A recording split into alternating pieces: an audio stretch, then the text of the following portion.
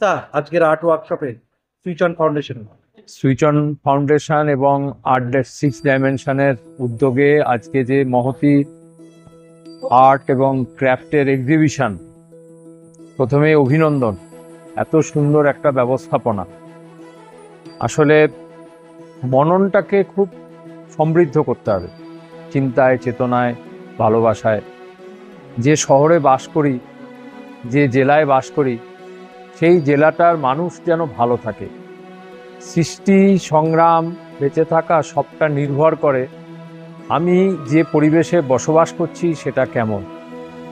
তাহলে যে প্রকৃতি, সেই প্রকৃতিকে যদি ভালো রাখতে না পারি, প্রকৃতি মা যদি ভালো না থাকে, তাহলে তার সন্তান এই পৃথিবীতে ভালো থাকতে পারে না।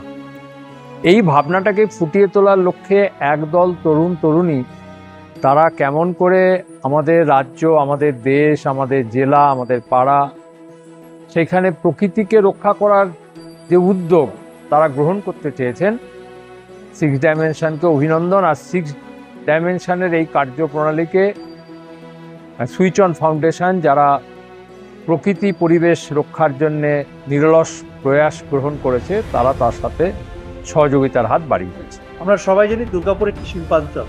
শিল্পাঞ্চল সাথে সাথে এখানকার পরিবেশ দূষণও একটা বড় ইস্যুই হয়ে দাঁড়িয়েছে পরিবেশবাদীদের কাছে।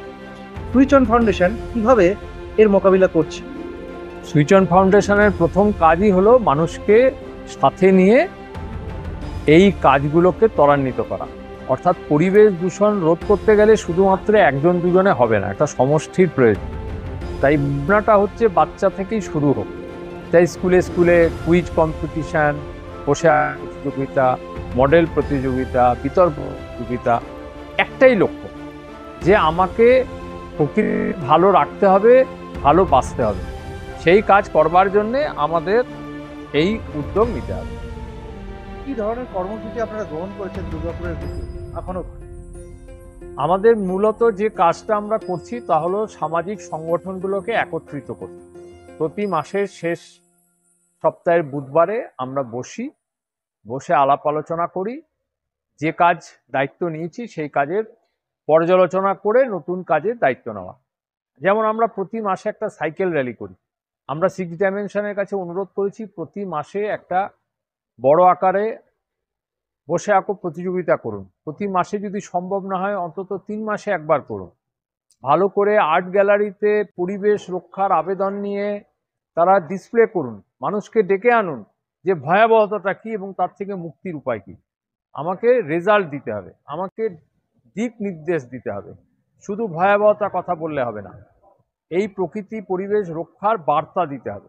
সেই কাজগুলো করার জন্য সুইচ অন তার সামাজিক সংগঠন, যেমন Durgapur sub divisional sports and cultural club coordination society, আমাদের অন্যান্য সহযোগী সংগঠন যারা আছে, তারা সম্মিলিতভাবে এটা করছি। যেমন আজকে সিক্স ডাইমেনশনকে নিয়ে আমরা এই কাজটা করছি। একটা শেষ প্রশ্ন আসি, এখানকার প্রশাসন কিভাবে আপনাদেরকে সাহায্য করছে যদি একটু বলেন? প্রথম কথা হচ্ছে, প্রশাসনিক দিক থেকে কর্পোরেশন বা এডিডি এর তরফে আমাদের সহযোগিতা পাওয়া যায়, কিন্তু পরিবেশ দপ্তরকে আরো তৎপর হতে হবে।